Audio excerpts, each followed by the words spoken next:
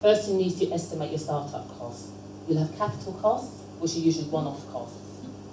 Purchasing buildings, premises, permits, licenses or other compliance costs. Plant and machinery, car, van, shop finishes, furniture, decorating costs. Signage, branding, a website, a domain name, server space, that sort of thing. Usually they're one-offs. You do it if you do it once. Then you have your fixed costs, which are your overheads, and you do that normally on a monthly basis. So you have your wages and your salary, your light and heat, internet, telephone, rent, mortgage repayments, insurances.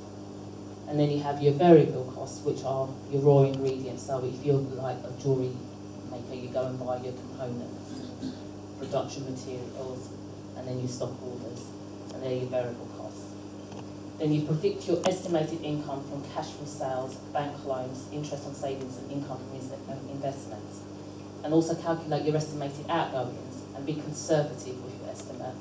Add a contingency of at least 20%, just in case anything else arises. So was that 20% more or 20% less? More. 20% more than you think it is, just in case anything else. Just in case anything else crops up. Work out your average variable cost per unit. Calculate your fixed costs and overheads as detailed in the section above. Factor in any seasonal variations and include expenses such as your tax, employer and legal obligations. And ascertain your tax return filing date, all your due dates from HMRC, so you know that when your tax is due, and all of that is factored in to your pricing.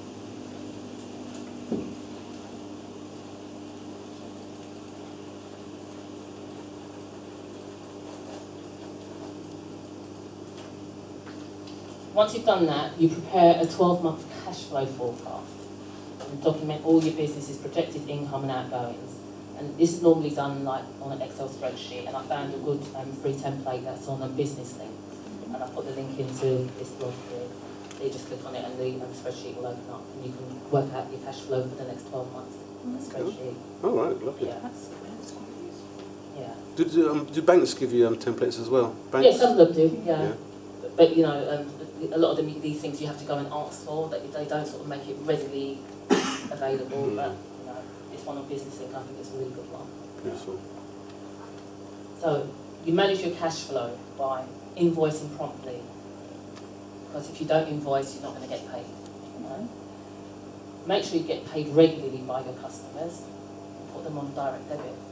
Then you know that each month, regular customers, the money's coming in.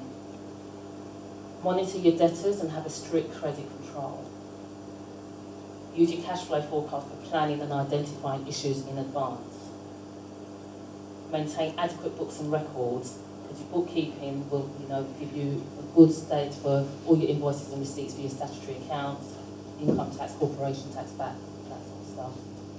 And track all transactions, particularly your cash ones, because a lot of the transactions you don't track are the cash ones. It's like, you pay, and then at the end of the day, it's like, well, where did that money go to? What did I buy? I can't remember. So track all the transactions. And return to startup capital. So once you've done your 12-month cash flow forecast, you can determine the amount needed to start your business and your living costs for the 12-month period. In the first instance, find out, what you need, find how much you need, and try and take that from your savings or your other assets. But your other options are family and friends. You normally go to bank of mum and dad, you're young enough. Beg, borrow and steal.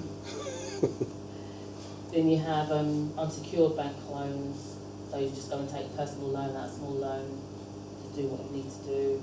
Or you can have a secured loan, or remortgage if you're a homeowner, get some capital out of your house. You get angel investors like Dragon's Den, they're angel investors, so they will come and put money into your business for a stake, a big stake usually, yeah. But you've got the mentoring there as well, and you've got the connections, because they have their good business connections. So a lot of the groundwork they can do for you, because they've already got that behind them, which is why a lot of people go on Dragon's Den and make a complete fool out of themselves sometimes, because they know that once they get on board with these people, business is more or less guaranteed to take off because they've got all the right contacts in the first place. You know? Okay. So, what's the difference between a loan and a secured loan?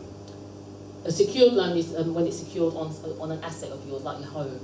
Ooh. That's what a secured loan is, or you know. So or, you better pay it back then. Yeah, you know, or if you've got an expensive car, you can secure it against that car.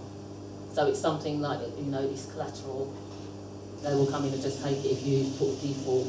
Oh, right. Whereas a personal loan, they'll have to sort of chase you, but they can't sort of take any assets of yours because Can I secure a loan against my wife? So if I don't pay, I'll take her away. you hope.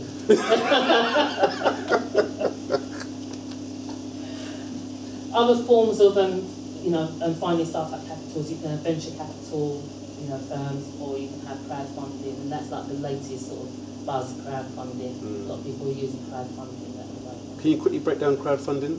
Crowdfunding is where you go and you sort of pitch your idea on, it's like they have certain sites, and people will come in and put money against your idea if they think it's good enough. You know, so all of you in the room, if I came, I said, right, I need £5,000. I'd try and find like 5 people or 10 people that will put the money in for a small sort of stake. Also, everybody who puts money in, they get a stake. Yeah, well, you determine what they Okay. get beforehand. Okay. You know, so it could be a stake, it could be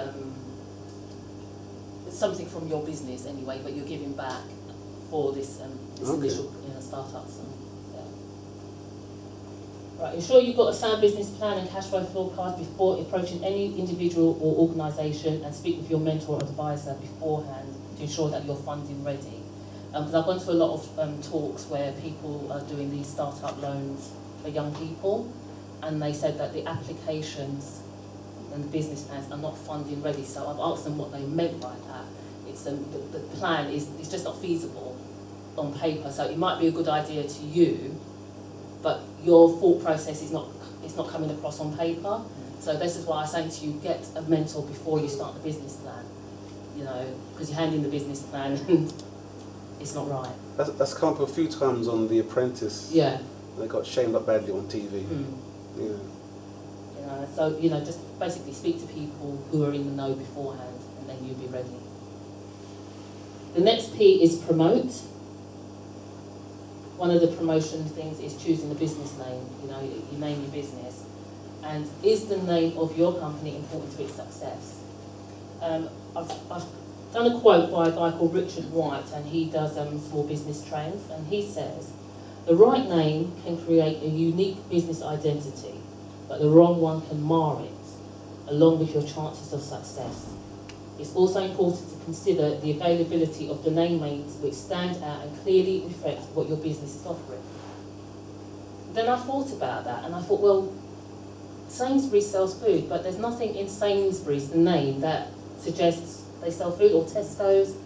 But because the branding is so good and well done, you automatically know Asda, Tesco's, Sainsbury's, you know that they're foods and supermarkets. So you've got to get your branding right. So there's some truth in that, but also the branding is the main thing to get, you know, the name across. So if you're doing a brand that doesn't have a name that's pretty obvious to the product, Yeah. you've got to do a lot of marketing there Yeah. to back that up. Yeah. Yeah. But most of the supermarkets, you know, even Virgin is, you know, I think, well, where did he get Virgin from? So I looked that up, and he said, oh, we started Virgin because we were new to business, Virgins. Mm-hmm. So that's how he got his name. But he's also done the brand round Virgin, so everything it does now is Virgin Media, Virgin Trains, you know, because you know the brand Virgin now. Mm-hmm. So your business name represents your business and should, in a nutshell, reflect what your business is offering. A good name and effective branding will ensure this. A good and effective name also sticks in people's mind is a first port of call when you promote your business. Move this